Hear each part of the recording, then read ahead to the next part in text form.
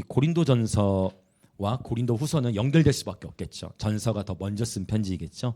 그래서 고린도후서를 우리가 볼 때에도 고린도전서 때 나누었던 배경이 당연히 유효하겠죠. 고린도전서는 AD 50년에서 54년 사이에 기록이 됐고 고린도후서는 55년에서 57년 사이에 기록이 됐기 때문에 정확한 연대는 알 수가 없어요. 그러나 왜 50년부터 언급을 했냐면 AD 49년에 로마의 글라우디오 황제가 유대인들을 추방시켰어요.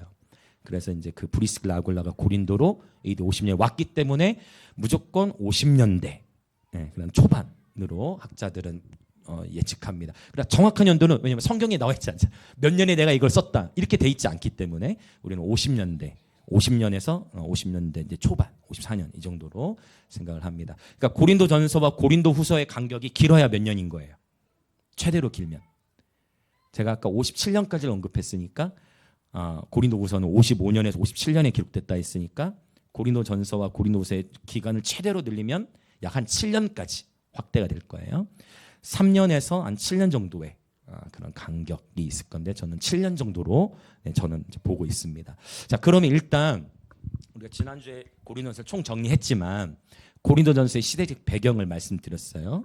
로마가 1세기 당시에 로마가 전 세계를 제패했잖아요. 고린도 도시는 로마의 말을 잘 들었다. 왜냐? 과거에 한번 멸망했었어.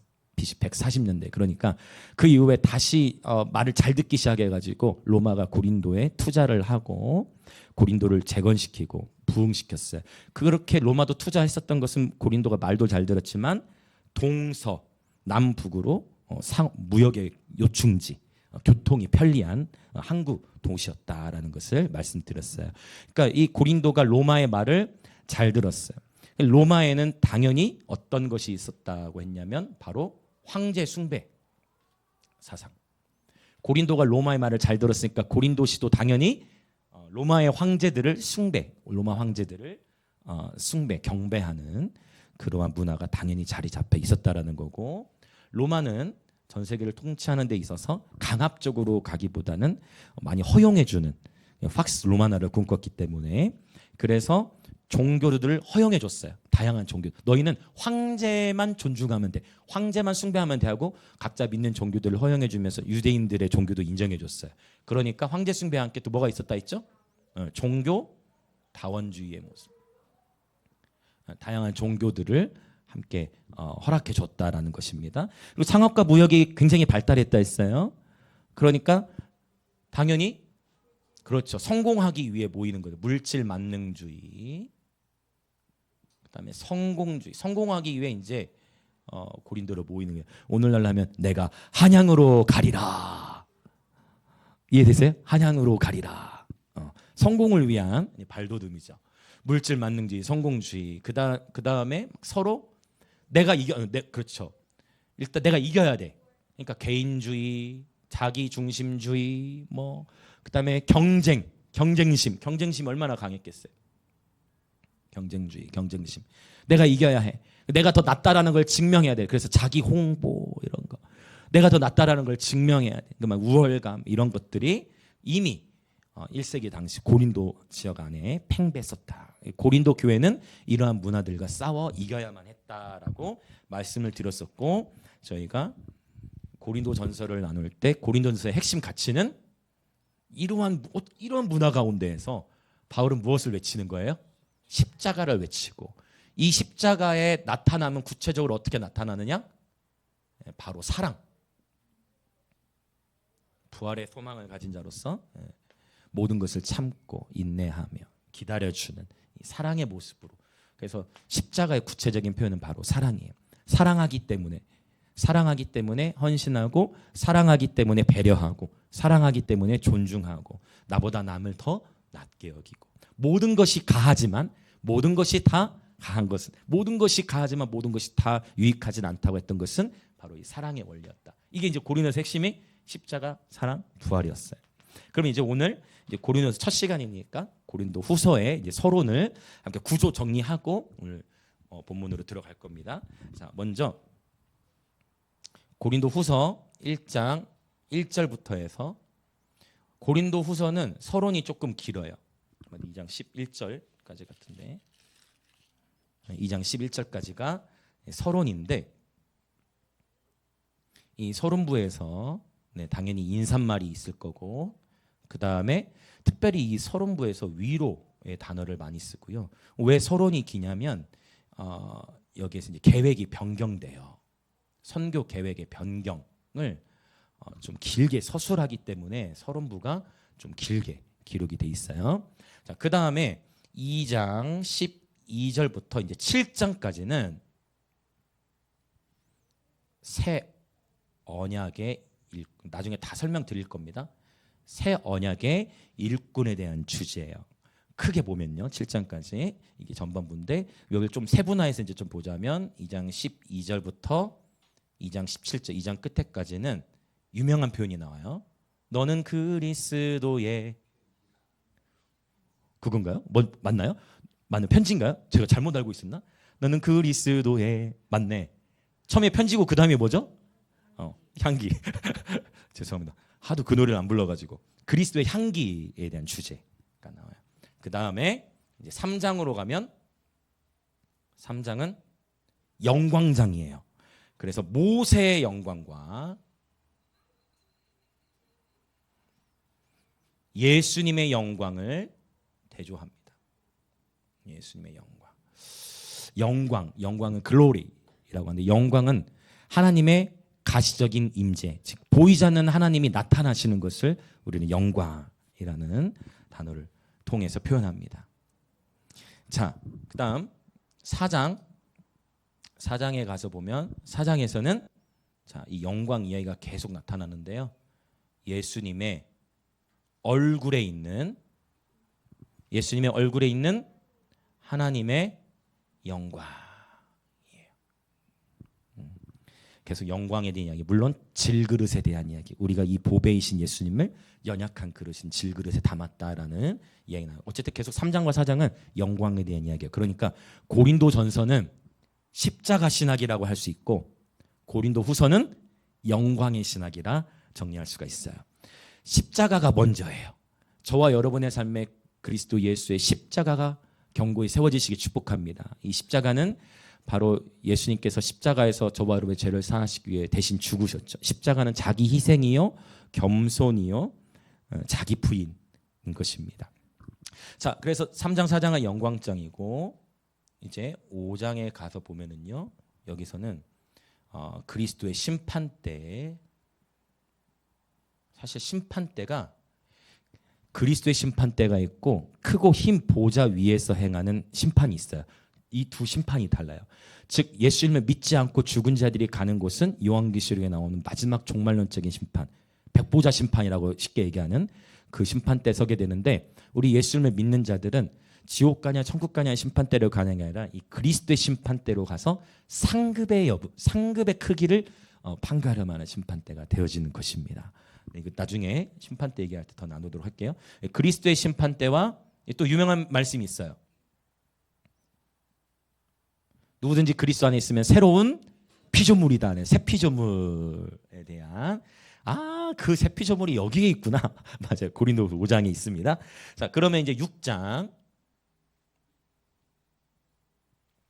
그리스도의 심판대와 새 피조물. 6장에서는요. 의의 무기. 6장에서는 의의 무기에 대한 이야기를 하고 있어요. 의의 무기. 그리고 한 번 더 십자가에 대해서 언급을 해줍니다. 십자가의 길. 자, 그리고 이제 7장에 가서 보면 7장에서는요 고린도 교회를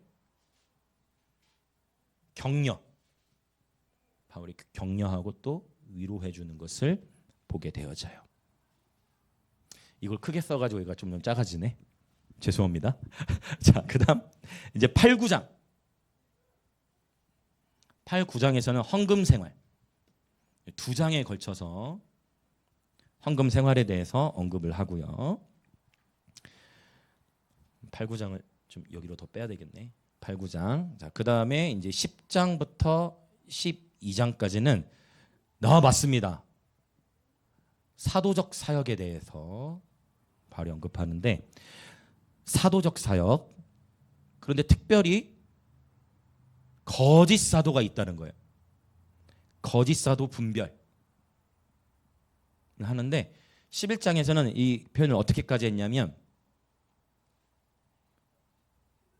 거짓 예수, 거짓 영, 다른 예수, 다른으로 번역됐어요. 다른 예수, 다른 영, 다른 복음. 이게 11장 4절에 나오는 표현이에요. 그리고 이제 또 12장에 가서 보면 우리가 잘 아는 11장 12장에 육체의 가시 이야기도 나오고 내가 약할 때 그분의 강함 되신다라는 내용이 고린도전서 이제 이 10장 12장 사이 단락 안에 있어요. 그리고 마지막 13장은 감사합니다. 지사님. 역시 끝 인사. 네. 우리가 축도 하잖아요. 마지막 예배 다 마치고 나서 뭐 하나님과 또 예수님 또 성령님의 이름으로 이렇게 축도하는 그 내용이 이 고린도서 13장 13절 끝 인사를 통해서 네, 지금 한국 교회에서는 축도를 하고 있죠. 자, 이게 이제 쭉 정리를 한 건데 이렇게 정리해 놓으시고 여러분 성경 읽으시면 되게 재밌어요. 이제 이제 그림이 쭉쭉쭉쭉 이제 그려지고 그러면 이제 여기 또 핵심을 찾아야 하잖아요. 고린도서 이렇게 찾았잖아요. 고린도전서도 고린도후서도 이걸 찾아보는 거예요. 우선 고린도후서에 제가 중요한 가치가 있다 했어요. 고린도후서 어떤 신학이다? 영광의 신학이다. 영광이 무엇인가에 대해서 아주 제가 구체적으로 풀어나갈 겁니다. 왜냐하면 영광이라는 단어는 굉장히 추상적이에요. 맞죠? 영광이 무엇인가 이거를 이제 구체적으로 더 풀어나가는 시간이 있을 거예요. 일단 고린도후서에서 중요한 단어는 바로 이 영광이다. 그 다음에 또 찾아보자면 오늘 나눌 내용인 위로.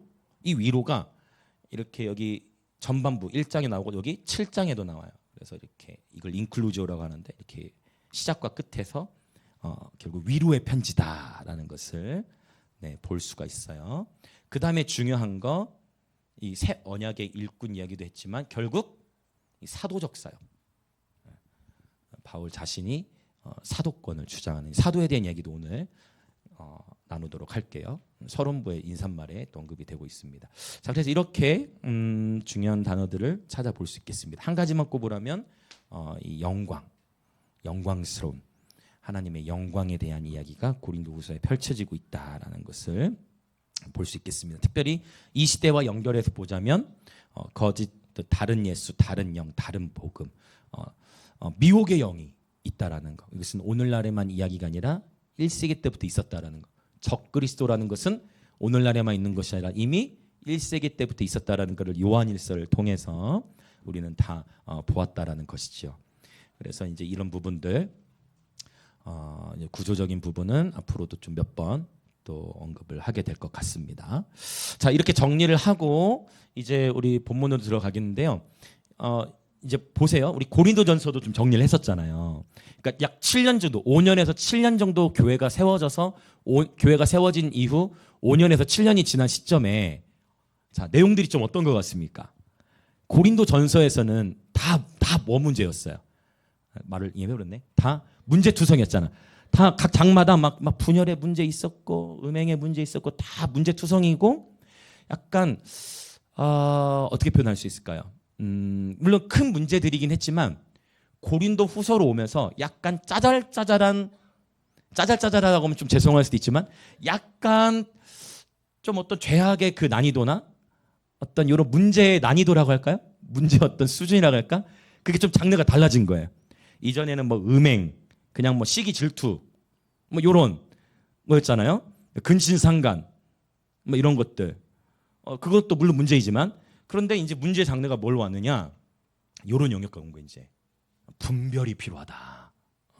미혹을 주의해야 된다. 그러니까 왜냐하면 1세기 당시에도 여러분 거짓 자칭 예수가 많았어요. 자, 이거 좀 정리를 하자면 예수의 이름의 뜻, 예수님의 이름의 뜻이 무엇이죠, 여러분? 네, 감사합니다. 예수와 예수의 이름의 뜻. 우리가 예수님 이렇게 믿잖아요. 예수님의 이름의 뜻은 구원자라는 뜻이에요. 그래서 그가 자기 백성을 저희 죄에서 구원할 자이시다. 예수님 우리 하잖아요. 예수님 사실 구원자는 뜻이기 때문에 사실 시편 말씀에 보면 히브리어로 시편을 보면 시편 말씀에 예수와라는 단어들이 당연히 나올까 안 나올까요? 당연히 나올 수밖에 없지. 예수의 이름의 뜻이 구원이라는 뜻을 갖고 있기 때문에. 네.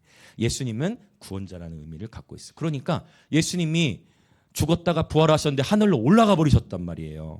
죽었다가 살아나셨는데 제자들에게 보이시다가 하늘로 승천하셨어. 올라가시니까 문제는 이제 예수님 올라가시니 내가 너희가 본 그 모습 그대로 다시 올 것이다 한 거예요. 그러니까 이단들이 막 계속 생겨난 거예요. 왜? 어느 날 갑자기 다들 내가 바로 내려왔다. 아니 근데 예수님 왜 모습이 달라지셨어요? 나는 변화되었다. 진짜 자칭 예수님이 많았어요. 그래가 이단들이 너무 천한 거예요. 계속 사이비적인 그런 교단들이. 그럼 사이비 속에서도 능력이 어느 정도 나타날까 안 나타날까요? 사이비 진짜 사이비들은요. 사이비 속에서 능력이 나타나. 여러분 무당 점 보신 분 계세요? 아무도 안 넘어오시네요 여기서. 과거형으로. 여러분 진짜 학습 무당 말고 진짜 신내림 받은 무당은요 작두를 타요. 그냥 쇼가 아니라 진짜로 그렇게 타요. 그런 부분들이 있어요. 그래서 제가 늘 얘기한 거 능력 자체만 가지고 분별하면 안 된다. 그 능력의 출처, 그 능력의 기원이 어딘지를 아는 것이 너무 중요하다. 이것을 아는 것이 너무나 중요해요. 자, 그러니까 수준이 높아진 거 이제 한 5년에서 7년 사이에 그러니까 희망이 있는 거예요. 할렐루야. 교회가 세워지고서 5년에서 7년 정도 딱 지난 시점에 이제 그 이전에 음행과 근친상간, 뭐 동성애 이슈, 그다음에 뭐 술 취함 이런 것들은 그러니까 요거 가지고 씨름하는 건 이제 지나갈 거예요. 할렐루야. 그 이제 새로운 차원의 씨름이 왔는데 그 뭐예요? 이제 거짓 사도를 분별해야 돼. 미혹의 메시지들이 침투해 들어오는 거예요. 복음을 희석시켜. 십자가의 복음을 희석시켜. 저는 스페이스 커피 제가 얼마나 감사해서 눈물이 났냐면 제가 그래서 회개했어요. 뭘 회개냐면 지난 그 전주일에 제가 설교주 중에 얘기했던 것 같아요. 요새 십자가에 대한 메시지가 많이 없어진 것 같습니다 얘기했는데 제가 그걸 회개했어요. 제가 공개적으로 회개합니다. 제가 그런 유튜브를 안 봐서 그런지 그랬나 봐요. 제가 하나 앞에 회개하고 여러분께도 회개 구하는 것은 그걸 잔타랑 하나 보여주신 거예요. 정확하게 자기 부인과 자기 십자가 메시지였잖아요. 얼마나 감사한지 몰라요. 할렐루야. 결국 그러나 깨워 계셔야 돼요. 결국 다시 십자가에서 시작해야 돼요. 이 십자가의 기초 흔들리지 마시길 축복합니다. 주님은 명확하게 우리에게 메시지를 주신 것 같아. 너희 잘 가고 있어 라는 것을. 고린도전서를 정리하는 그 십자가의 메시지를 하나님 우리에게 주신 거죠. 이제 수는 높아졌다. 십자가를 통과했더니 자기 부인과 자기 십자가의 길을 통과했더니 비로소 하나님의 영광의 계절을 맞이하게 되더라라는 것입니다. 그러나 그런 게도 깨어있어 하는 것은 미혹의 영과의 전투가 있다라는 것을 이제 후반부에서 말하고 있습니다. 자, 그러면 이제 정리를 다 했고 이제 본문 안으로 들어가 볼게요. 오늘은 1장 1절부터 11절까지 서론 중에 서론에 해당하는 말씀 부분을 보도록 하겠습니다. 먼저 1절과 2절은 인사말이에요. 자, 1절과 2절 같이 읽어보겠습니다. 시작. 하나님의 뜻으로 말미암아 그리스도 예수의 사도된 바울과 형제 디모데는 하나님의 교회와 또 온 아가야에 있는 모든 성도에게 하나님 우리 아버지와 주 예수 그리스도로부터 은혜와 평강이 있기를 원하노라. 아멘. 고린도전서와 고린도후서의 공통점이 여러 가지가 있겠지만 첫 단어의 시작이 한국어 성경에서 하나님의 뜻으로 기록이 되어 있어요. 물론 헬라어로 봤을 때는 바울 언급하지만 개역 개정에서는 하나님의 뜻으로를 강조하고 있습니다. 고린도전서와 후서를 통해 하나님의 뜻이 계시된 줄 믿습니다. 우리 인생을 향한 또 교회 공동체를 향한 하나님의 뜻이 이 말씀 속에 담겨지는 줄 믿습니다. 자, 하나님의 뜻으로 말미암아 그리스도 예수의 사도된 바울, 여기서 이제 사도라는 단어를 또 봅시다. 이 사도라는 단어는 아포스톨로스라는 단어를 쓰는데 이 사도는 어떤 뜻이냐면 보냄을 받은 자라는 뜻이에요. 보냄을 받은 자. 한 달 전인가 은주 지사님이셨던 것 같아요. 그 목사님 혹시 그 사도 우리 조선 시대 사도 연결되는 거 아닌가 얘기하는데 진짜 그럴 수도 있겠다 라는 것을 제가 생각하게 됐어요. 그래서 그걸 생각만 해놓고 잊어버렸어. 바빠요. 그런데 어제 이제 오늘 고린도서 들어가니까 어제 그거를 찾아봐서 사도. 야, 이게 뭔가 연결될 것 같다. 근데 진짜 발음도 사도인데 그거를 강하게 모음 현상에 의해서 사도가 된 거예요. 한자는 약간 달라. 사자는 똑같은데 도는 달라. 그러나 의미는 비슷해요. 사도. 그럼 사도가 뭡니까? 사도.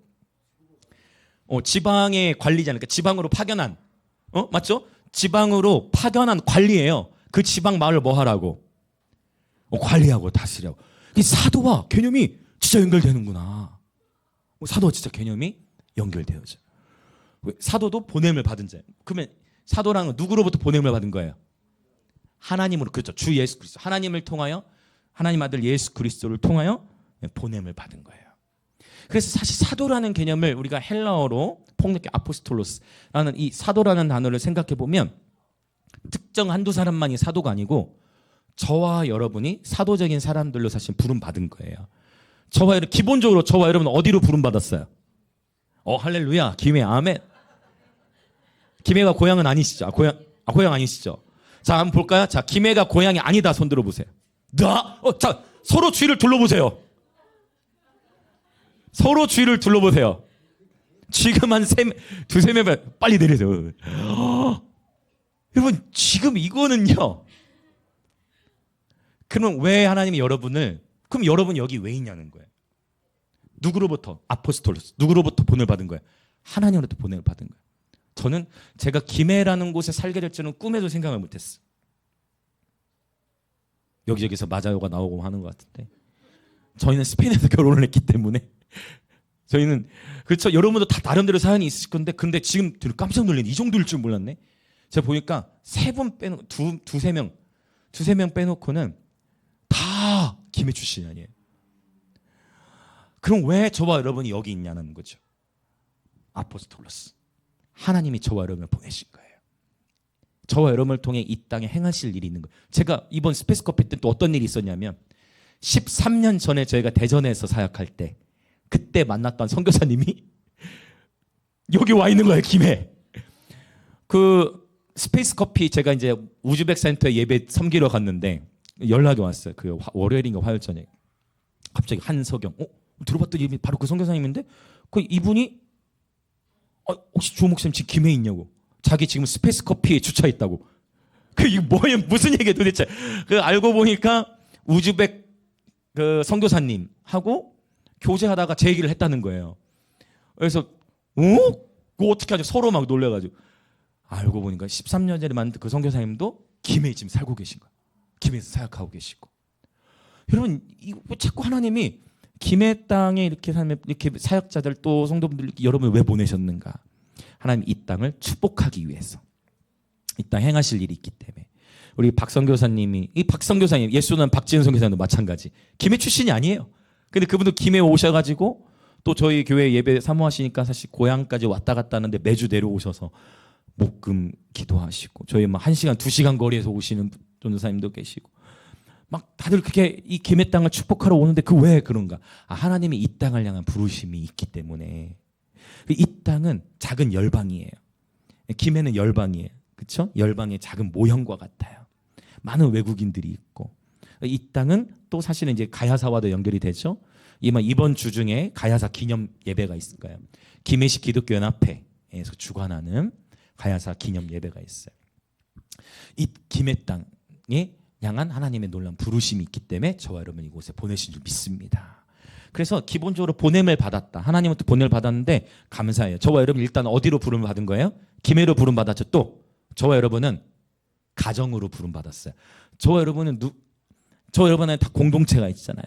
그렇죠? 그 가정으로 부름 받은 거예요. 그 다음에 교회로도 부름을 받았고 또 그 다음에 그렇죠. 직장을 여러분 지금 다니고 계신 그 직장으로 부름을 받은 거예요.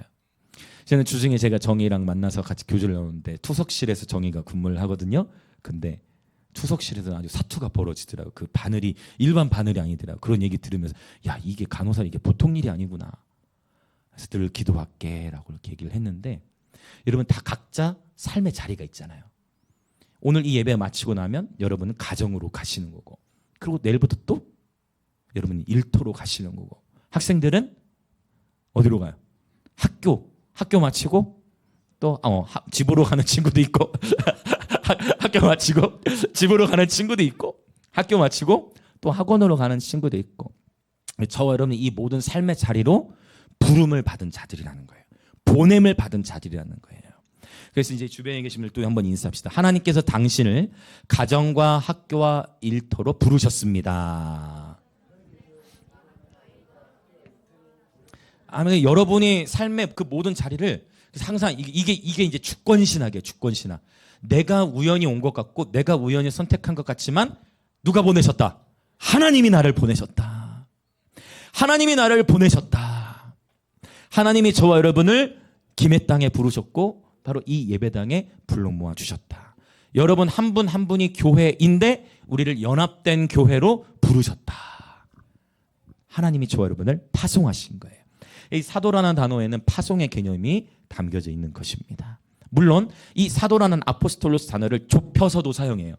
그러니까 이제 바로 예수님이 세우신 초대 사도가 있었어요. 12사도가 있었어요. 그 12사도라는 숫자도 의미가 있어요, 사실은. 그래서 그 한 사도가 예수님을 팔았잖아요, 유다가. 그러면 11명 그대로 가도 되는데 굳이 그 숫자를 하나님께 맞추도록 인도하세요. 그 10이라는 숫자가 갖고 있는 상징성. 12지파와 12사도는 요한계시록까지 이제 나중에 14만 4천과 연결되는 숫자예요. 상징의 의미가 있기 때문에 한 명에 부족한 11명으로 가도 되지만 12명으로 맞춰서 사도를 세우는 것을 보게 되어집니다. 그래서 그렇게 제가 말씀드린 지금 이제 먼저는 저와 여러분 모두가 사도적인 사람으로 부름받았다는 것은 보편적인데 좁은 의미로 갔을 때는 직임적인 사도가 있어요. 이것을 에베소서 4장에 가서 보면은 하나님께서 어떤 사람은 사도로, 어떤 사람은 선지자로, 어떤 사람은 목사로, 어떤 사람은 복음 전도자로, 어떤 사람은 교사로 부르셨다는데 오늘날 이 사도의 명칭이 사용에 있어서는 굉장히 주의가 필요하다. 그래서 이 사도의 명칭에 있어서는 성도가 이를테면 한두 명 있는데 나 사도입니다, 나 선지자입니다 이러면 큰일 나는 거예요. 그건 그렇게 인정되는 게 아니라 오늘날의 감리교 안에서는 감독 제도가 있어요. 각 교회들을 관리하는 장이에요. 그러니까 그런 식으로 보편적으로 노회나 교단 안에서 인정이 된 그런 어떤 교단을 총괄하는 어떤 리더십이라든지 바울처럼 이런 사도권이 있잖아요. 그러니까 그렇게 큰 의미에서 사도로서 임명은 가능하지만 성도가 이를테면 이게 중요한 거예요. 한 교회의 감독, 그러니까 한 교회만의 목사 영역을 넘어서서 이제 더 큰 개념의 그러한 임명이 일어나기 때문에 교단을 총괄하는 이런 개념 안에서. 그래서 좁게는 이렇게까지 직임으로도 말씀을 드릴 수 있지만 제가 이 명칭에 있어서 굉장히 그 강조하는 것은 요한계시록 7교회 가운데에 내 교회가 어떤 문제가 있었다 했어요. 바로 이 자칭 사도, 자칭 선지자, 자칭 유대인 7교회 가운데 내 교회가 나 사도입니다, 나 선지자입니다. 요걸로 인해서 문제들이 굉장히 많이 있었다라는 거예요. 그러니까 오늘 이 고린도후서에서도 결국 이 거짓 사도를 분별해야 된다. 요거예요. 진짜 사도는 자신의 직임 자체를 강조하지 않아요. 중요한 것은 직임이 아니라 기능이에요. 이게 굉장히 도움이 되실 거예요. 중요한 것은 직임이 아니라 기능이에요. 나 사도입니다, 나 선지자입니다 이건 의미가 없다는 거예요. 그냥 사도적인 삶을 살면 되는 거예요. 하나님이 나를 보내셨다라는 인식 안에서 가정에 최선을 다해. 하나님의 나를 일터로 부르셨다는 관점 안에서 그 일터에서 최선을 다해. 그게 여러분 사도적인 사람이에요. 할렐루야. 사도의 표됨도 표적과 기사가 다가 아니야. 그 앞에 하나가 더 붙어. 그게 뭐냐? 인내예요. 인내. 나중에 찾아볼 거예요. 고린도서. 그래서 사도라는 단어를 지금 정리를 했어요. 그 다음에 이제 조금 용어들을 제가 지금 더 천천히 하나씩 차근차근 정리하고 있는데 그리스도도 한번 정리를 하고 갑시다. 우리 처음 듣는 친구들도 있으니 이 그리스도라고 했을 때는 그리스도는 히브리어로 이건 헬라어죠. 크리스토스. 네, 이것을 히브리어로는 마시아흐. 그래서 바로 메시아를 의미해요. 메시아는 구원자이긴 구원자이지만 바로 왕으로 오는 메시아를 의미합니다. 그래서 우리는 예수님을 부를 때 예수는 그리스도시다. 그 예수님은 뭐다? 왕이시다라는 의미. 그러니까 성경에 이제 계속 보면 그리스도 예수가 나오고 예수 그리스도도 나와요. 그러면 어떤 때는 예수 그리스도라고 하고 어떤 때는 그리스도 예수라고 그래. 하나님의 말씀을 1점 1획도 오류가 없다는데 왜 어떤 때는 예수 그리스도고 어떤 때는 그리스도 예수겠어요? 그분의 구원을 강조할 때는 예수 그리스도로 나오고 기름 부음 받은 자 왕을 강조할 때는 그리스도 예수로 먼저 나와요. 이렇게 이제 성경을 추적해 갈 수 있어요. 그래서 제가 조금 전에 또 어려운 단어인데 기름 부음 받은 자라는 말을 했죠. 이 그리스도라는 뜻인 이제 왕이라는 의미도 있지만 원래 원어적인 의미 기름 부음 받은 자. 그럼 왜 기름 부음 받은 자냐? 고대에는 왕이나 제사장, 선지자를 세울 때 실제 기름을 뿔에다가 기름 남아서 그 올리브 기름을 그 사람 위에 부었어요. 왕이나 제사장, 선지자를 세우는 사람 위에. 이걸 위임식이라고 그래요. 위임식. 물론 오늘날에는 위임식을 뭐 상장이나 사진 찍고 이런 걸로 하지만 고대는 어떻게 했다고요? 기름을 부어서. 그래서 기름 부음 받은 자라는 의미가 있는데 실제 예수님은요 왕이요 선지자요 제사장이시죠. 아멘. 예수님은 유일한, 그러나 그 유일한. 그래서 예수님을 뭐라고 표현하냐? 만왕의 왕이라고 해요. 왕들 중에 왕이다. 또 만주의 주라고도 하죠. 로드, 주들 중에, 주인들 중에 주인이다라는 그런 의미가 있어요. 저도 이런 선포 참 많이 하죠. 만왕의 왕, 만주의 주가 되십니다. 너무 좋은 그런 신앙 고백 표현이에요. 자, 사도라는 단어를 지금 설명을 드렸어요. 1, 2절은 인사말인데 고린도 전서에서는 1절 끝에 보면 고린도에 있는 하나님의 교회에게만 편지를 하거든요. 근데 고린도에서는 이게 범위가 확대돼요. 고린도서 1장에서는 고린도에 있는 하나님의 교회와 또 뒤에 뭐라고 적혀있죠? 온 아가야에 있는 모든 성도에게. 아가야 하민이 따라하죠? 그럴 것 같아서 따라하라고 한 거예요. 아가야, 여기서 말한 아가야는 아기를 부르는 게 아니고 일종의 이런 거예요. 오늘날 하면 고린도는 시고 아가야는 도의 개념이 되겠습니다. 그러니까 아가야에서 이 고린도가 행정적으로 좀 큰 역할을 감당했어요. 근데 이것도 의미가 있는 게 고린도 전서에서는 고린도 전서, 고린도 교회를 향한 편지로 썼는데 이제 고린도 교회를 포함해서 온 아가야로 확대됐어요. 이것은 의미가 있어요. 그러니까 아무것도 아닌 것 같은 건데도 의미가 있는 거예요.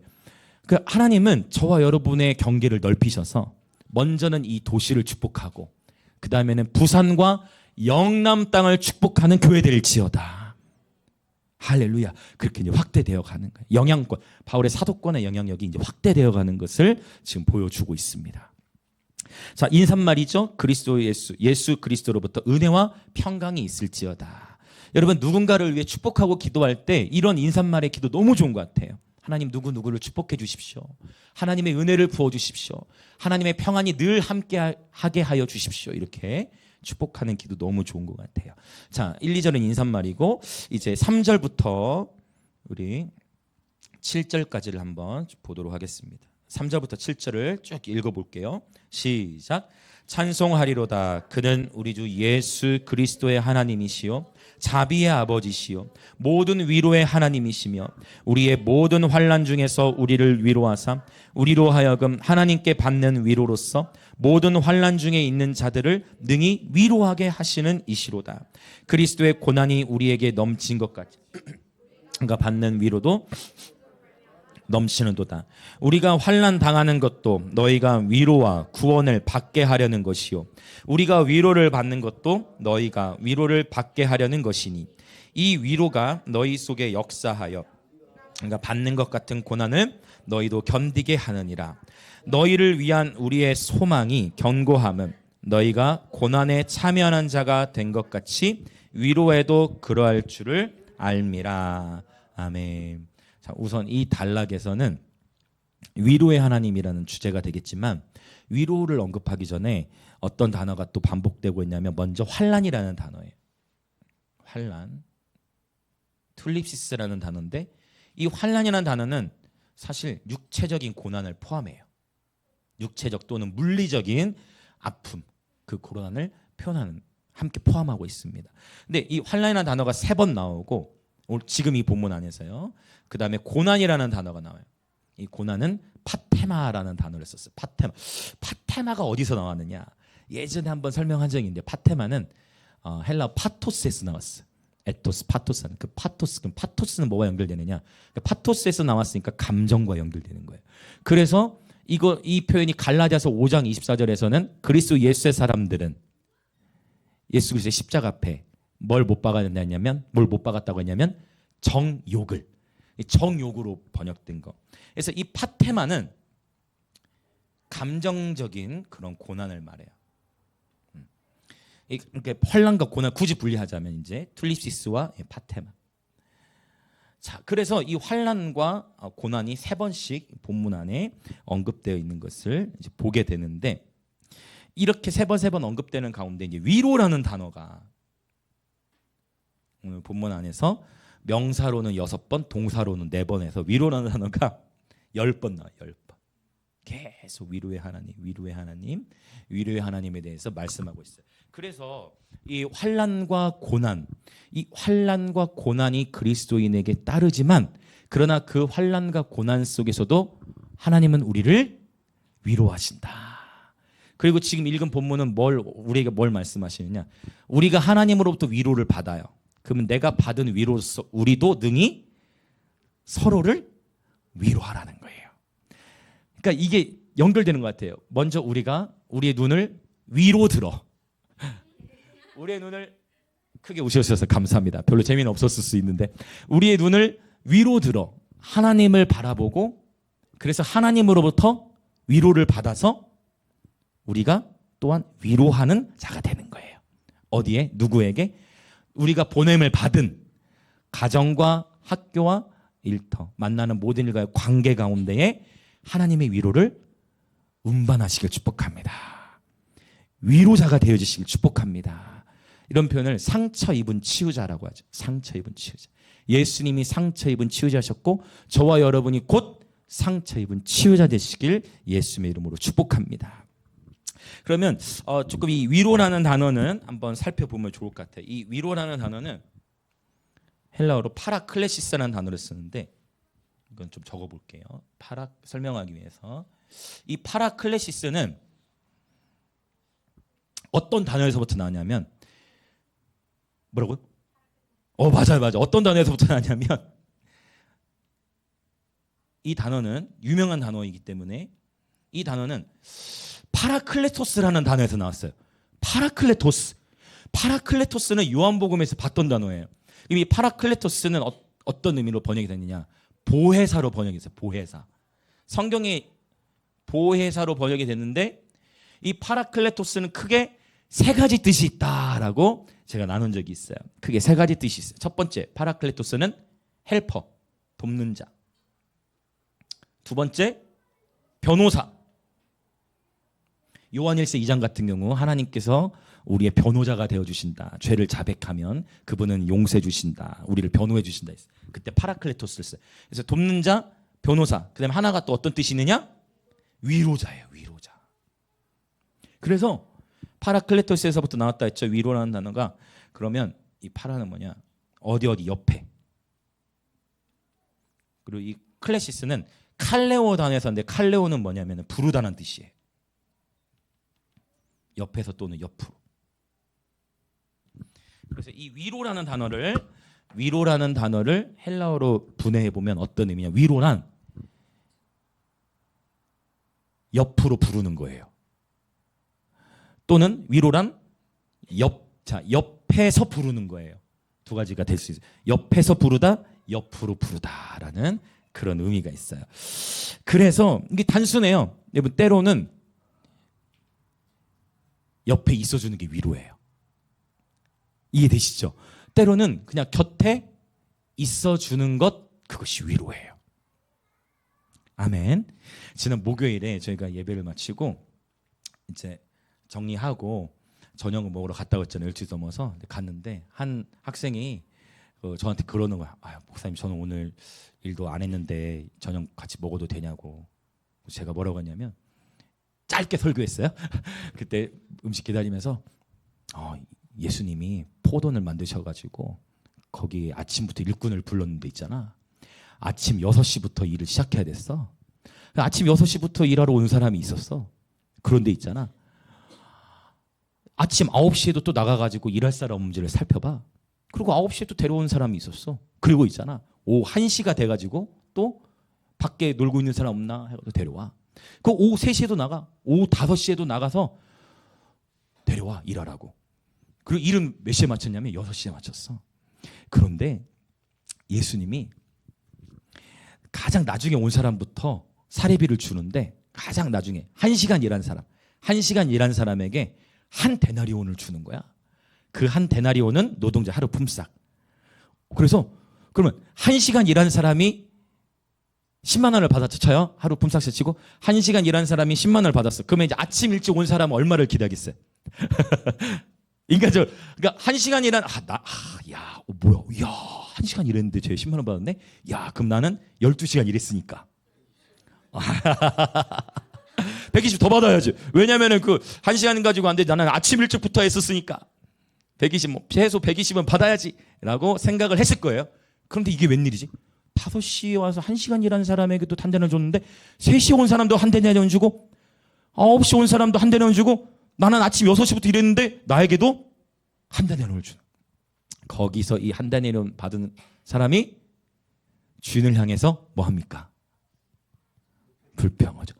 아니 지금 나는 아침 새벽부터 12시간 일했는데 저 사람하고 나랑 똑같이 임금을 주면 어떡합니까? 라고 불평을 하게 돼요. 근데 주님은 뭐라고 말씀하세요? 참, 이 친구도 참 좋아. 친구야 라고 부르시더라고요. 그 본문에. 친구야, 내가 너와 약속한 게 한 데나리온이지 않냐 라고 말씀하시면 이 본문이 강조하는 건 뭐냐면 하나님의, 이게 오늘 말씀 본문과 연결돼, 하나님의 긍휼이에요. 하나님의 자비. 이것이 하나님 아버지의 마음이다. 그래서 물론 제가 밥 먹으면서 이렇게 길게 설교하진 않았습니다. 압축해서 밥 먹을 때 길게 설교하면 큰일 나요. 짧게 압축해가지고 얘기를 했지만 있잖아, 하나님이 사랑이야. 이게 하나님의 마음이야. 우리 맛있게 먹자. 함께 축제를 누리는 거죠. 어쩌면 저와 여러분이 신앙생활을 하면서도 내가 먼저 됐다 생각해서 내가 신앙생활 이렇게 했는데 내가 그래도 예수 믿은 짬밥이 있는데 그거 중요하지. 이 본문에 하나님이 예수님 어떤 말씀 주시냐면 먼저 된 자가 나중되고 나중된 자가 먼저 되는 거예요. 항상 여기서 돌아온 탕자 이야기에서도 둘째에 대한 이슈가 크지만 사실은 오늘날에 필요한 메시지는 큰아들에 대한 메시지가 필요한 것 같아요. 둘째에 대한 메시지도 필요하지만 집 나가서 탕진하고 그것도 필요하지만 그거 말고 첫째도 하나님 안에서 건강한 정체성 세워지는 거. 그 도론 탕자에서 첫째도 결국 그 억울함과 그 상한 마음이 있잖아요. 여러분 축복합니다. 먼저 된 자가 나중되고 나중된 자가 먼저 된다는 말씀이 있어요. 중요한 것은 여러분 오늘 예수님에 대한 사랑으로 불타오르시길 축복합니다. 그리고 함께 하나님의 유업을 이어받을 자로서 여러분 지체를 서로 긍휼히 여기시길 축복합니다. 저 사람은 믿은지 안 되는데 어떻게 나보다 신앙이 더 좋은 것 같지가 아니라 야 축하해요 하고 함께 서로 축복하면서 함께 기쁨을 나누고 함께 우리의 것들을 나눌 때 여러분 움켜쥐는 것이 아니라 나눌 때 기쁨이 더 배가 될 줄 믿습니다. 하나님의 긍휼과 자비를 설명해 주는 그런 본문이에요. 저는 오늘 저녁에도 아이들을 먹이러 갈 겁니다. 운동 끝나고 먹이면서 잔소리 살짝 하고 먹이지 않고 하면 큰일 나는, 나쁜 잔소리 한다는 게 아니에요. 먹이면서 아이들 제자가 그곳에서 일어나기 때문에 오늘 이제 건영이도 지금 오고 있잖아. 그래서 계속 모든 우리의 삶의 자리, 지극히 작은 일상 속에서도 하나님과 동행하고 지극히 작은 일상 속에서 하나님의 사랑을 흘려보내는 저와 여러분 되기를 원합니다. 옆에 있어주는 게 위로라는 거예요. 괜찮아. 일 얼마나 했냐 안 했냐 그게 아니라 같이 불러서 함께 하는 거. 그게 위로가 되어진다라는 거예요. 그래서 하나님의 위로를 받은 자로서 환난 중에 있는 자들을 위로하게 되는 예배자들 되시기를 축복합니다. 그래서 위로라는 건 옆에 있어주는 것, 그냥 함께 있어주는 것, 이것이 중요하다라고 말씀을 드렸는데요.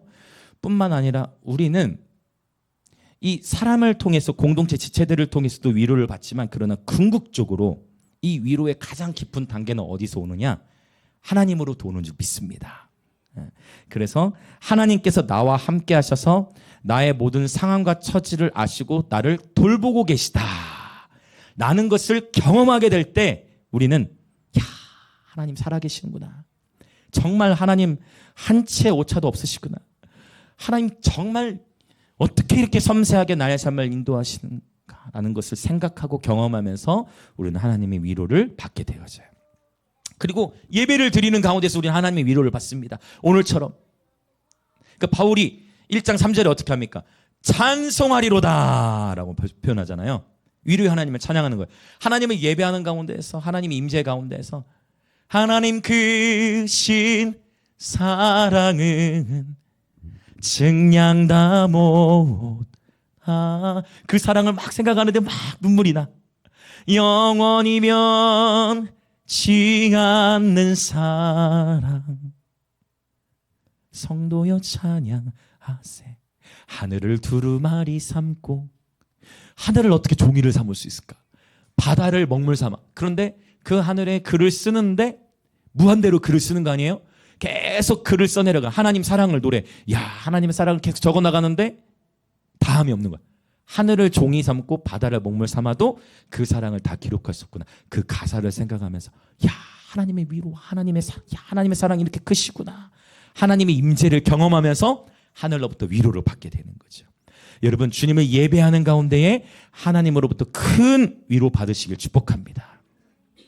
때로는 옆에 사람에게 어느 누구에게도 말할 수 없을 때 하나님의 임재 앞으로 나오셔서 하나님께 하소연하시고 하나님께 말씀을 나누고 하나님께 기도하시면서 하나님을 예배하시면서 큰 위로 받으시는 예배자들 되시기를 축복합니다.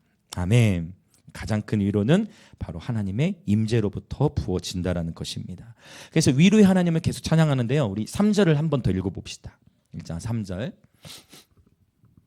다시 읽어볼게요. 시작. 찬송하리로다. 그는 우리 주 예수 그리스도의 하나님이시요 자비의 아버지시요 모든 위로의 하나님이시며. 아멘. 우리가 이 위로라는 것에 대해서 생각을 할 때 하나님이 위로의 하나님이신데 또 위로의 하나님과 동시에 어떤 단어를 쓰고 있냐면 위로의 하나님 앞에 자비의 어떤 단어를 쓰죠? 아버지예요. 그래서 위로의 하나님과 동시에 그분은 자비의 아버지시다. 여러분, 마지막 때 반드시 하나님의 종말론적인 심판이 있어요. 우주적인 심판이 당연히 있죠. 근데 하나님을 심판주로서만 아는 것이 아니라 자비의 아버지로 아시길 축복합니다. 여기에 이 자비의 아버지, 이 아버지라는 단어가 나오면 이건 저의 삶에서부터 말씀드리자면 저는 이 하나님을 아버지로 이해하는데 오랜 시간이 걸렸어요. 그러니까 성경 읽으면서 아버지, 그래 아버지구나, 이거는 당연히 할 수 있지만 이게 왜냐하면 제가 어렸을 때 이제 저의 어린 시절에는 아버지께서 술 마시고 들어오면 막 다 부서뜨리고 막 욕하고 막 쇠 파이프 같은 걸로 막 이렇게 폭력을 행하시면 저희 어머니도 막 저도 막 이런 일들을 막 겪으니까 막 눈앞에 보이는 것만 피고 막 이런 일들이 일어나니까 무섭고 두려우면서도 분노와 이게 같이 공존하는 거예요. 두려우면서도 분노와 혈기가 자라게 되죠. 그런 일들 속에서 또 막 아버지 집 나가시고 하는 이런 과정들을 통과하다 보니까 여러 다양한 영역 안에서 하나님 은혜로 교회 공동체에 밝게 자라고 하지만 문제는 여기서 걸리는 거예요. 하나님을 아버지로 인식하는 데서는 아버지라고 읽을 수도 있고 기도할 수도 있지만 아버지라는 표현을 쓸 수 있지만 여기 중요한 개념이 있어요. 내가 경험한 육체적 아버지가 투사돼요. 그래서 내가 경험한 육체적 아버지의 모습이 아버지라는 단어가 나오면서 하나님을 올바르게 인식해야 되는데 하나님에 대해서도 왜곡과 오해를 일으키게 되는 것이 내가 육체적으로 경험한 아버지의 모습 때문에 이거를 뚫고 나가는데 시간이 필요하더라고요. 저의 삶을 얘기하는 거예요. 그래서 다른 많은 영역에서는 딱딱 이렇게 삶에서 개선이 빨빨 일어나는데 하나님을 아버지로 인식해서 친밀하게 하나님과의 교제로 들어가는 데에서는 훈련이 필요해요. 시간이 필요해요. 왜냐하면 그냥 단순히 또 이제 저의 삶으로 더 얘기하자면 폭력 이런 것뿐만 아니라 저는 제가 결혼하고서까지도 아버지께 칭찬을 받은 적이 없어요. 그래서 뭘 해도 만약에 뭐 A를 잘했어. 그러면 이걸로 그래도 칭찬 받겠지. 근데 그게 아니야. 이런 비슷한 경험 하신 분들도 계실 수 있는데 A를 하면 A를 잘하는 칭찬받는 게 아니라 그런데 왜 B는 못하냐 이렇게 되는.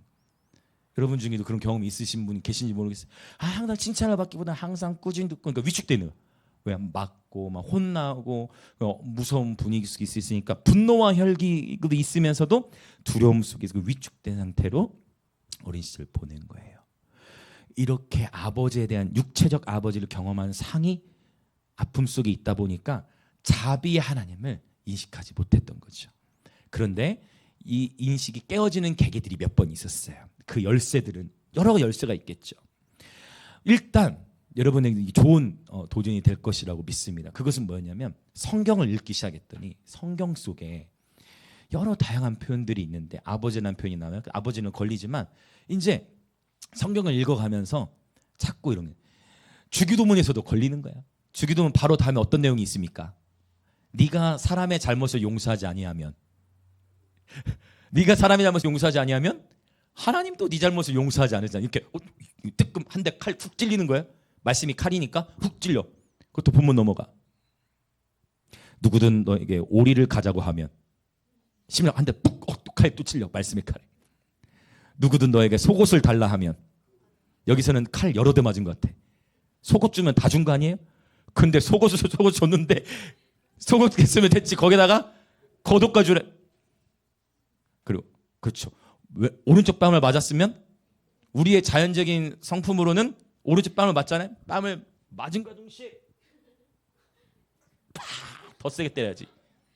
맞은과 동시에 우리의 성품으로는 팍 더 세게 돌려쳐야 돼. 우리는 돌려서 치. 그런 혈기로 나가야 되는데 오른뺨을 맞으면 이쪽도 때리세요. 그거 영상 제가 공유한 거 보신 적 있죠? 실제 진짜 그 미국에서 버스에서 복음 전하다가 시끄럽다고 뺨을 젊은 친구가 팍 때렸는데 그분도 뺨 맞고 당황했다가 그래도 bless you 하면서 이쪽도 때리라고. 거기서 이 청년이 확 꼬그라져서 그 자리에서 버스 안에서 예수님 영접해버리잖아요. 할렐루야. 저도 기다려요. 복음 전하다가 오른뺨을 누가 때리면 진짜 그렇게 하려고요. 아직 그 일이 안 일어났는데 물론 오리를 가자 하면 심리를 가고 있어요. 저는 속옷 달라면 겉옷도 주고 이거 하는데 아직 뺨은 안 맞아요. 뺨은 선생님들에게 맞고 아빠에게 맞은 적이 있지만 아직 복음 전하다가 뺨 맞은 적이 없네. 만약 그런 일이 있으면 여러분 저도 생각해요. 제가 생각하는 몇 가지가 있어요. 그 뭐냐면 차 타고 가다가 혹시 이렇게 뭐 죽었다 표현이 좀 그렇지만 그 있으면 주님이 말씀하시죠. 마태복음 10장에 병든 자를 치유하고 죽은 자를 살리고 이게 있으니까 그런 게 있으면 우리 아이들한테 가다가 응급차가 있거나 누가 쓰러 있으면 좀 바로 내려서 확인해. 기도하려. 119 신고함과 동시에 이제 기도도 같이 하면 되니까 말씀 그대로 해보고 싶은 거예요. 그것들 몇 가지인데 그것 중에 하나가 이제 뺨. 복음 전하다가 오른뺨 맞으면 신고하는 게 아니라 이쪽도 때리세요. 그래서 이런 말씀들을 보면서 걸리는 거예요. 용서에 대해서. 네가 용서하지 않으면 하나님도 널 용서하지 않는다.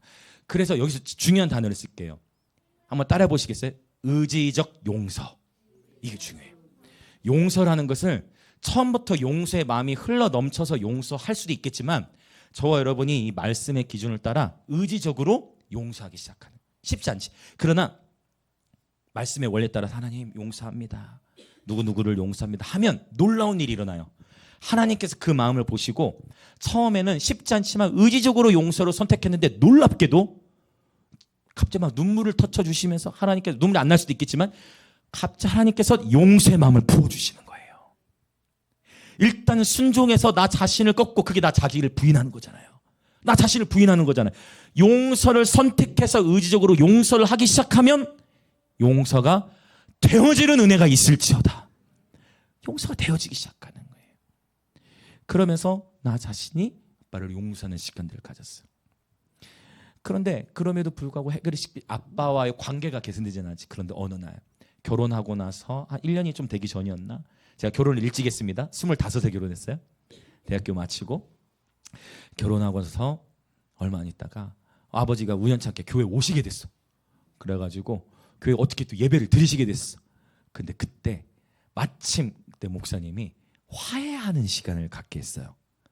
교회 전체.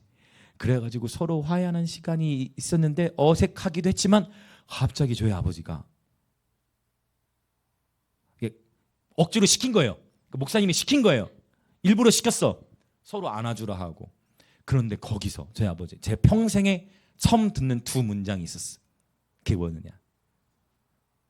그렇죠. 미안하다. 조야 미안하다. 사랑한다. 이 두 마디. 미안하다. 제가 그때까지 결혼한 이후에서도 한 번도 아빠에게 인정을 받지 못하고 어렸을 때 나 왜 이렇게 왜 우리 이렇게 폭력이 있었어 이렇게 물어보지도 못하고 무서워만 하고 그랬던 한 아이가 성인이 됐는데도 아빠의 관계가 그게 해소되지 않았는데 그 결혼 후에 그 딱 두 마디 미안하다 사랑한다는 말에 제가 그때 같이 안고 펑펑 울었어요. 하면서 펑펑 울면서 그때 회복되는 시간이 있었어요. 하나님은 위로의 하나님이세요. 그때 아빠가 타치 딱 그 두 마디에 제 마음이 녹아지면서 그때 하나님이 저를 위로하실 뿐만 아니라 육신의 아버지로부터 경험했던 왜곡되어 있던 상을 하나님이 걷어가 주셨어요. 그러면서 그때부터 하나님에 대한 왜곡된 시선들이 펴지니까 예배도 어떻게 될까요? 예배도 더 깊어지죠. 내가 바라보는 하나님 아버지의 인식이 자비 하나님, 자비 아버지시니까. 그러면서 하나님이 치유해 주시는 이 과정이 있어요. 여러분 축복해요. 우리 여기 다음 세들도 있고 우리 어른 세들도 계신데 각자 저마다의 가정에 아픔들이 있으셨을 거고 아픔을 통과하고 계신 분들도 계실 거예요. 그러나 그 모든 여정 속에 여러분 축복합니다. 하늘의 하나님은 저와 여러분의 자비 아버지세요. 내가 그 사랑을 육체적 아버지로부터 못 받았다면 이제 오늘로부터 저와 여러분이 좋은 아빠가 되시길 축복합니다. 오늘로부터 여러분이 좋은 엄마가 되시길 축복해요. 우리 청년들 축복해요. 내가 그 사랑을 못 받다면 여러분이 이제 결혼하면 여러분은 좋은 아빠가 되시길 축복해요. 좋은 엄마가 되시길 축복해요. 자비를 나타내는 그러한 모습으로. 그리고 여러분 축복합니다. 우리 교회 가운데 하나님 보내주신 다음 세대들, 어린아이들, 자녀 세대들 여러분이 함께 아빠가 되어주십시오. 여러분이 함께 엄마가 되어주세요. 여러분이 함께 좋은 형, 누나가 되어주세요. 여러분이 함께 좋은 언니, 오빠가 되어주세요. 그리고 그 사랑을 마음껏 받고 그 사랑 안에 자유함을 얻고 회복될 때까지 때로는 이용당해주세요. 여러분 때로는 이용당해주세요. 무슨 말 이해되십니까? 때로는 내가 누군가를 섬기면 제가 그것을 사랑을 언제 못 받을 수 있어요. 하나님 오늘 깨닫지 못해. 때로는요 이용당해준다 해도 상관없어요. 하나님의 사랑은 내가 이렇게 했으니까 너희가 이렇게 해야 돼가 아닙니다. 할렐루야. 하나님의 사랑은 무조건적인 사랑이에요. 뭘 기대고 주는 것이 아니라 자비를 베푸는 거예요. 사랑을 주는 거예요. 언제까지? 그 사랑을 깨달을 때까지. 그러다 보면 어느샌가 그 영혼도 회복되어져서 섬기기 시작할 거예요. 그때까지는 비교하지 마시고 결국 누구의 마음을 다뤄야 된다? 큰아들의 마음을 다뤄야 된다는 거예요. 먼저 된 자가 헌신했기 때문에 그 마음을 다스려야 돼. 근데 걱정하지 마세요. 수고하고 헌신한 만큼 하나님의 마음으로 하나님의 사랑을 수고하고 헌신한 만큼 놀라운 상급이 있어요. 여러분. 하늘에 상급이 있을 줄 믿습니다. 영원한 하나님 나 여러분 해의 영광이 다르고 달의 영광이 다르고 별과 별의 영광이 다르다 있잖아요. 그 영광의 상급이 여러분 저와 여러분에게 예비되어 있어요.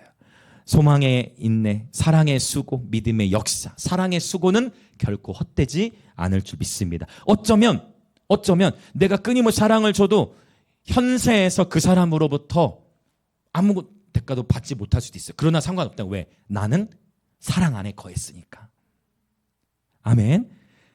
그 모든 것이 하나님 안에 있는 것이고 우리는 그저 사랑 안에 거할 뿐인 줄 믿습니다. 여러분 축복해요. 어쩌면 대부분 다 육신의 아버지와의 관계 속에 막힘들이 다 있으셨거나 진행 중일 수 있는데 여러분 축복합니다. 하늘의 하나님이 저와 여러분의 아버지가 되시는 줄 믿습니다. 옆에 계신 분에게 인사합시다. 하늘의 하나님이 당신의 아버지이십니다. 아멘. 그리고 꼭 기억하세요. 내가 그 사랑을 못 받다면 나는 그 사랑을 줄 수 있도록. 여러분 우리 아이들에게 물어보세요. 얘 하나에게. 우리 아이들은 세상에서 제가 가장 성품이 좋다고 알고 있습니다. 이게 속은 건지 아닌 건지 모르겠으나 어쨌든 저의 삶으로 아이들은 저희 아이들에게는 요런 진짜 물어보는 걸로 끝나고 세상에 아빠가 가장 성품이 좋은 걸로 인식하고 있어요. 속고 있든지 아니든지 삶인 거죠. 그러나 내가 못 받아.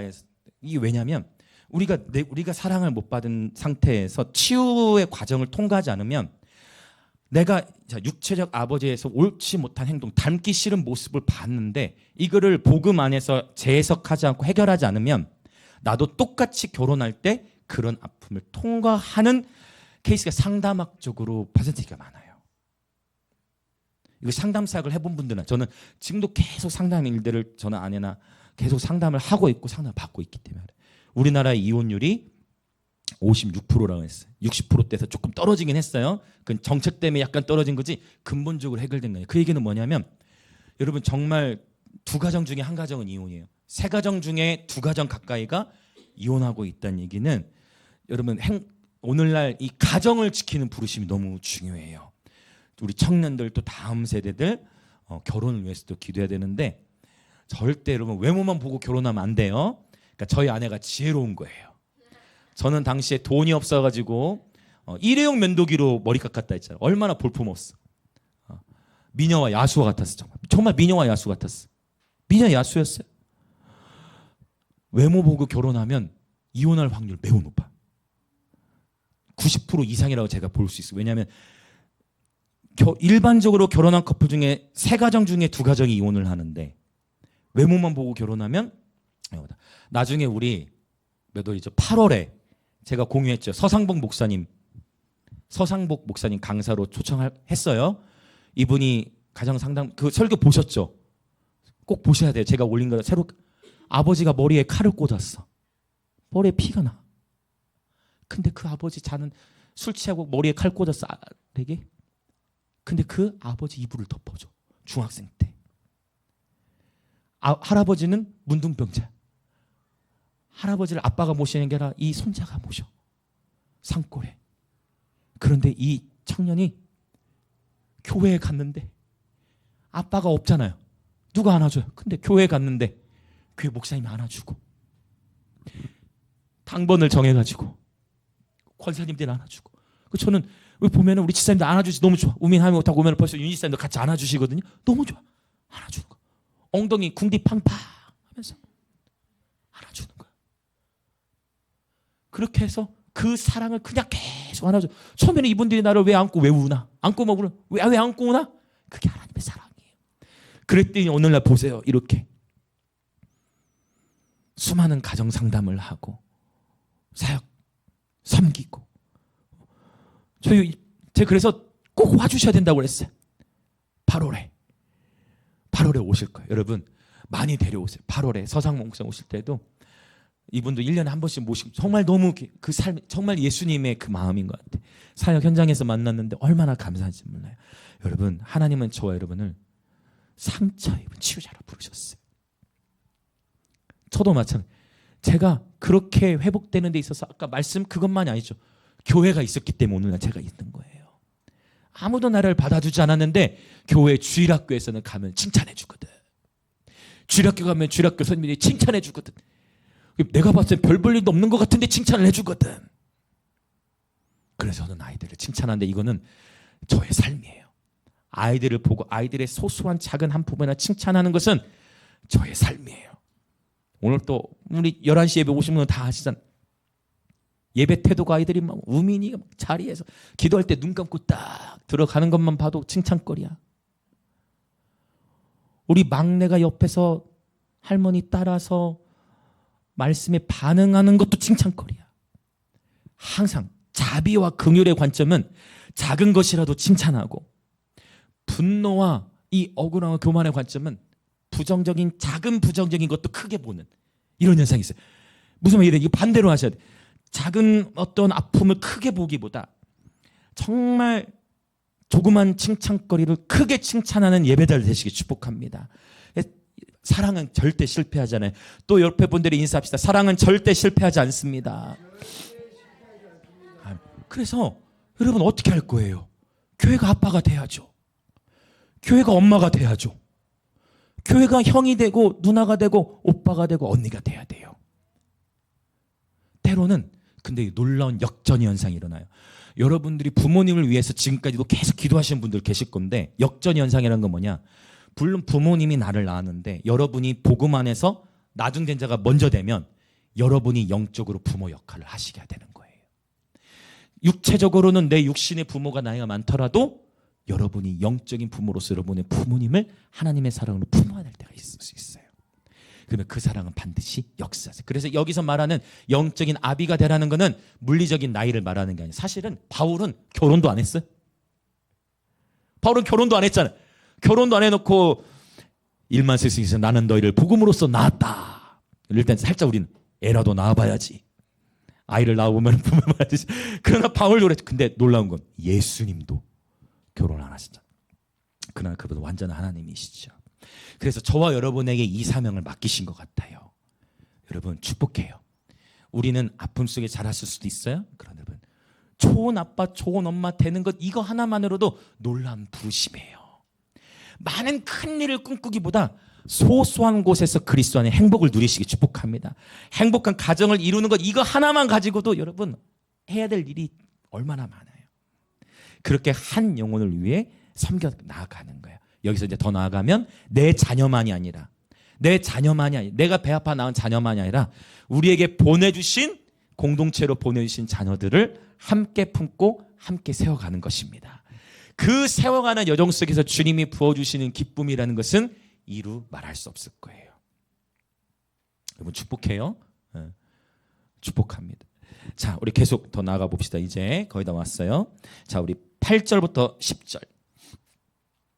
8절부터 10절을 같이 읽어보겠습니다. 8절부터 10절 시작. 형제들아 우리가 아시아에서 당한 환난을 너희가 모르기를 원하지 아니하노니 힘에 겹도록 심한 고난을 당하여 살 소망까지 끊어지고 우리는 우리 자신이 사형 선고를 받은 줄 알았으니 이는 우리로 다시 살리시는 하나님만 의지하게 하심이라. 그가 이같이 큰 사망에서 우리를 건지셨고 또 건지실 것이며 이후에도 건지시기를 그에게 바라노라. 아멘. 오직 하나님만을 의지하라고 말씀하시는데 바울은 지금 자기 자신을 향해서 뭐를 받았다고 표현하냐면 사형 선고. 그러니까 이 환난과 고난이 너무 커. 바울이 계속 복음을 전하러 다니고 있는데 나는 열심히 하나님께 순종해서 복음을 전했는데 다 돌아오는 거는 돌에 맞는 거. 나는 열심히 하나님 일을 감당했는데 돌아오는 거는 나무매로 맞는 거. 나는 열심히 복음을 전했는데 나에게 돌아오는 것은 비방과 박해. 나는 열심히 하나님을 섬겼는데 나에게 돌아오는 것은 강도와 살해의 위협. 이게 다 성경에 나오는 이야기죠. 그러니까 바울은 이제 아예 그냥 자기 자신은 어떤 상태다. 나는 이미 사형수다. 나는 이미 언제 죽을지 모른다. 나는 이미 죽은 목숨이다. 그래서 자기를 부인하고 자기 십자가를 가는 것. 나는 이미 죽은 목숨이야. 그러나 바울이 뭐라고 얘기합니까? 이렇게 하나님이 내 삶 속에 고난과 환난의 일들을 허용하셨지만 그럼에도 불구하고 이것을 통해서 하나님은 나 자신을 의지하지 말고 나 자신을 의지하자면 네가 잘해서가 아니라는 거. 그리고 그 고난 속에서 하나님을 끝까지 붙들도록 우리 고난 가운데서 하나님께 더 부르짖잖아요. 모든 것이 평안할 때는 잘 기도하지 않잖아요. 고난 가운데서 나 자신을 의지하지 말고 오직 하나님만을 의지하게 하기 위하여 하나님이 이 인생의 여정을 허락하셨는데 10절에 보면 이 큰 사망에서 구원에 대해 이렇게 표현해요. 우리를 건지셨고 이미 건지셨다는 거예요. 하나님은 저와 여러분을 죄와 사망의 법에서 이미 건지신 줄 믿습니다. 저와 여러분은 예수의 피로 말미암아 구속 곧 속량함을 받았어요. 우리는 하나님의 자녀가 되었습니다. 예수의 피로 말미암아 우리는 하나님의 자녀가 되었어요. 과거형일 뿐만 아니라 또 건지실 것이며 이후에도 건지시기를 그에게 바라노라. 즉 이것은 뭐예요? 결국 제가 자주 언급하는 거지만 여러분 저와 여러분의 생명은 하나님의 주권 안에 있습니다. 우리의 생명은 하나님의 생명 싸개 안에 감춰져 있는 거예요. 오늘 이 예배 마치고 주님이 우리를 부르시면 우리는 가는 거예요. 오늘 이 예배 마치고 그렇죠? 부르시면 가는 거예요. 내일 오늘 자고 일어나 내일 아침에 눈을 뜨면 오늘 또 우리는 뭐로 부름받은 거예요? 사도로 부름받은 거예요. 자고 일어났는데 우리의 심장이 멎어지지 않았어. 자고 일어났는데 오늘 또 눈을 떴다. 그러면 그 아침에 아침마다 새로운 주의 인자심 찬양하면서 부름받은 곳으로 가는 거예요. 아, 피곤하다. 아, 피곤하다. 아, 피곤하다. 아, 힘들다. 이렇게 가는 게 아니라 뭐로 부름을 받았어요? 저는 하나님의 어릿광대입니다. 하나님의 복음이 온전하게 증거될 수만 있다면 하나님의 어릿광대입니다. 아, 피곤하다가 아니라 힘있게. 왜? 내가 가는 그 회사를 누구에게 맡기신 거예요? 우리는 물론 면접 볼 때는 면접 보고서 그 회사에 들어간 것으로 보지만 하나님의 관점에서 그 회사에 누구를 보내신 거예요? 지금 나를 보내서 그곳 하나님 나라 세우도록, 그 일터에 나를 보내시도록 하나님이 보내시는 거죠. 얼마 전에 또 신기했어요.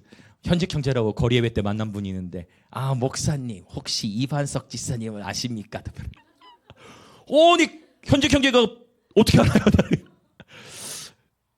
되게 신기해요. 아무튼 세상은 좁아요. 하나님은 저와 여러분을 우리 다음 세대를 축복해. 일어나 학교 갈 때도 얼마나 피곤해. 늦게까지 공부 얼마나 피곤해.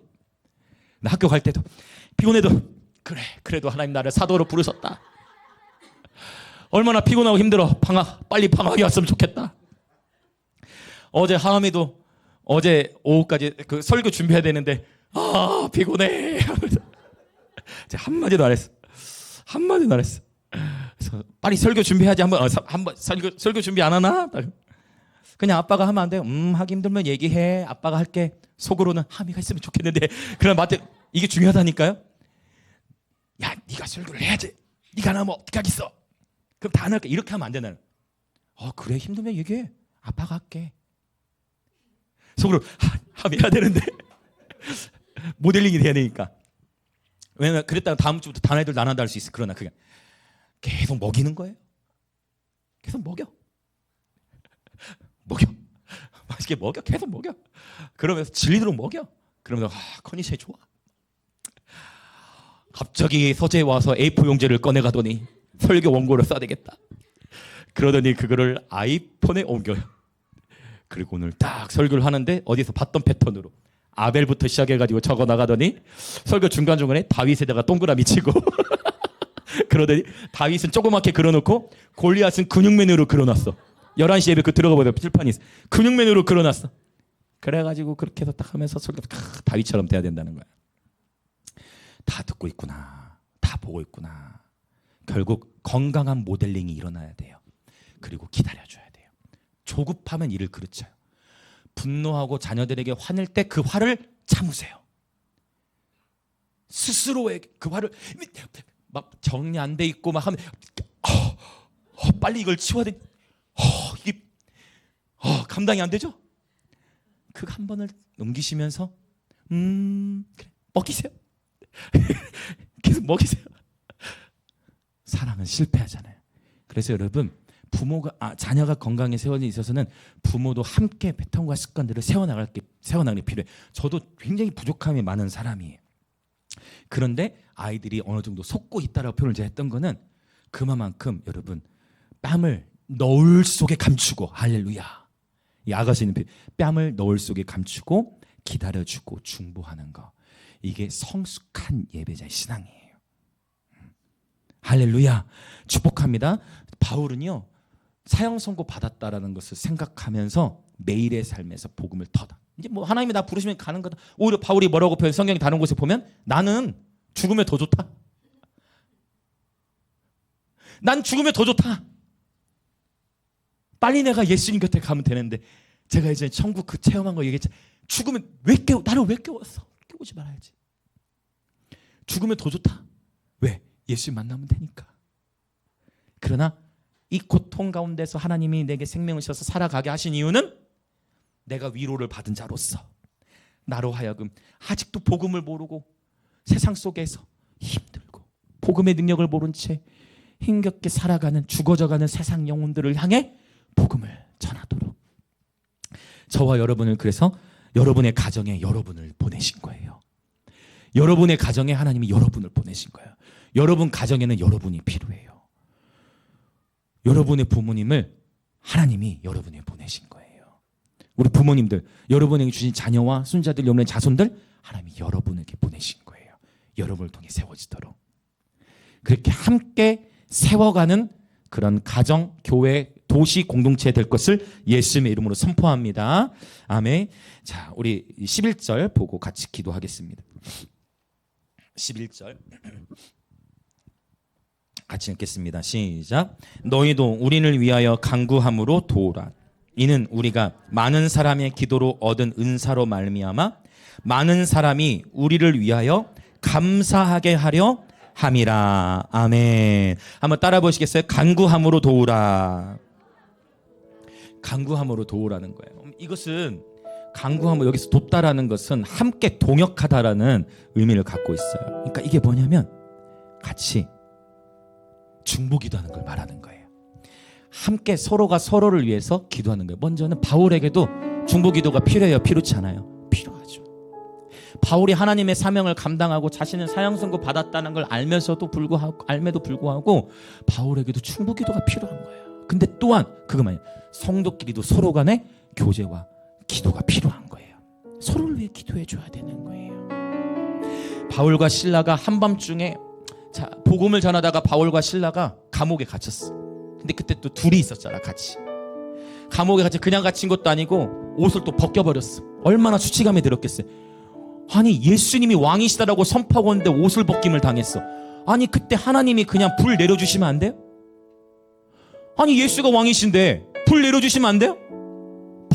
번개로 그냥 쫙 태워버리시면 안 돼요? 안 그래도 수치를 당하게 하나님 그냥 방관하시는 것처럼 보이잖아요. 옷 다 벗김 받아요.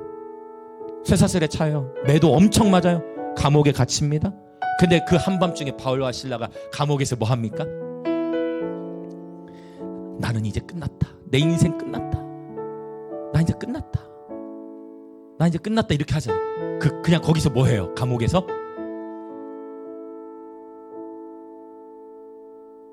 하나님을 찬양하는 거예요. 한밤중에 바울과 실라 하나님 찬양하고 기도해. 그때 하나님 어떤 역사를 일으키세요? 하나님 한밤중에 찬양하고 기도하는데 이게 사도행전 16장에 나오죠. 갑자기 지진이 나서 감옥의 문들이 흔들리고 문들이 열려 쇠사슬이 풀어져 버려요. 간수들이 큰일 났다, 이게 무슨 일이냐 하고 간수들이 자살하려고 해요. 간수들이 자살하려고 할 때 바로 그때 바울이 오려 멈추시오, 멈추시오.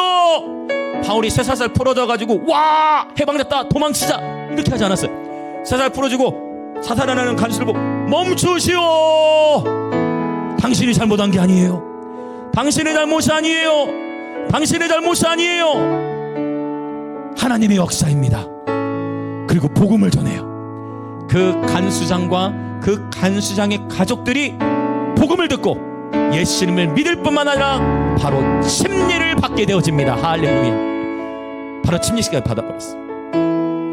하나님은 빌립보 감옥에 바울과 실라를 갇히게 하면서, 그러면 바울과 실라를 감옥에 보내신 분이 누구예요? 하나님이신 거예요. 감옥을 통해서 그 감옥의 간수장의 가족이 구원함을 받고 그 빌립보 감옥의 간수장의 가족을 통해 빌립보시가 복음화되는 거예요. 할렐루야. 하나님은 역전의 하나님이세요. 하나님은 반전의 하나님이세요.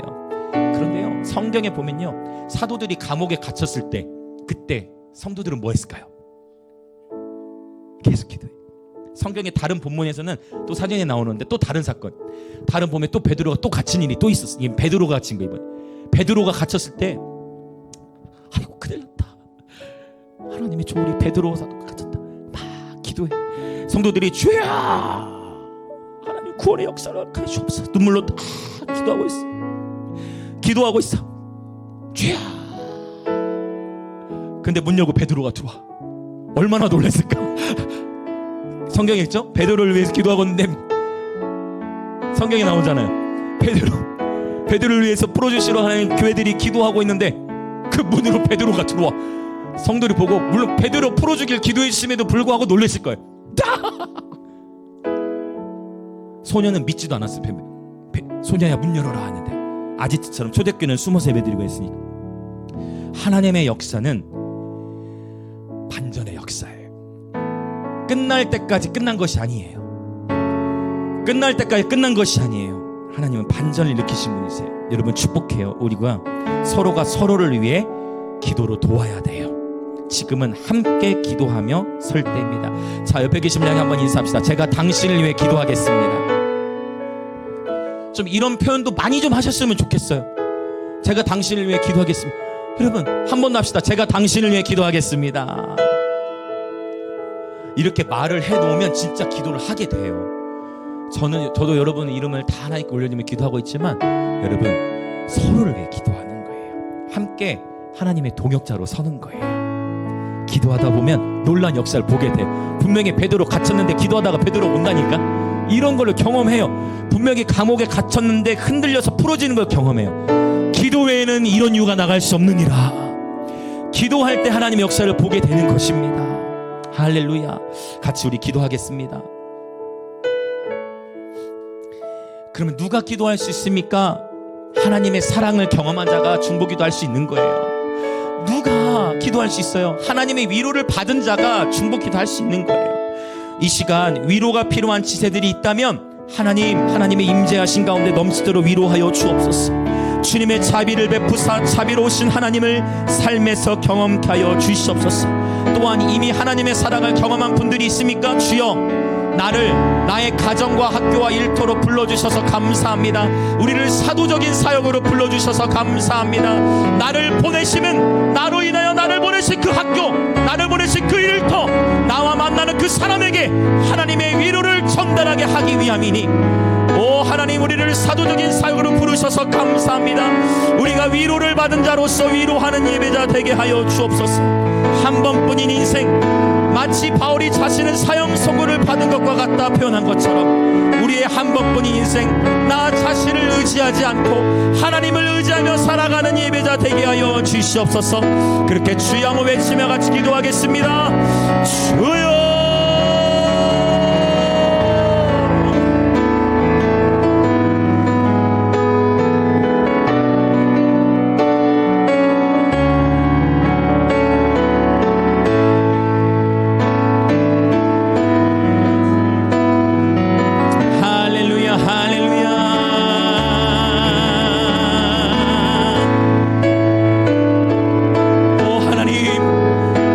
자비와 긍휼을 넘치도록 부어 주옵소서. 할렐루야. 주님의 자비와 긍휼을 넘치도록 부어 주시옵소서.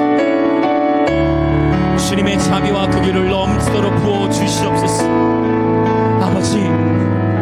아버지, 사랑의 하나님, 자비의 아버지, 우리 모두는 다 상처와 아픔 속에서, 우리 모두는 다 상처와 아픔 속에서 그 아픔을 뚫고 살아가고 있습니다. 아버지, 하늘의 아버지, 우리가 육신의 부모로부터 아버지 온전히 사랑을 받지 못하여 하나님을 아버지로서 인식하는데, 이 자비 아버지심을 인식하는데 아버지 어려움이 있다면 이 시간 상하고 아픈 우리의 마음을 치유하여 주시고 위로하사 아버지, 이 무익한 종은 전혀 알 수 없으나 하나님은 그 모든 것을 아시오니 이 시간 하늘의 위로, 참 하나님 아버지의 위로하심이 필요한 지체들에게는 하늘의 넘치는 위로를 허락하여 주시옵소서.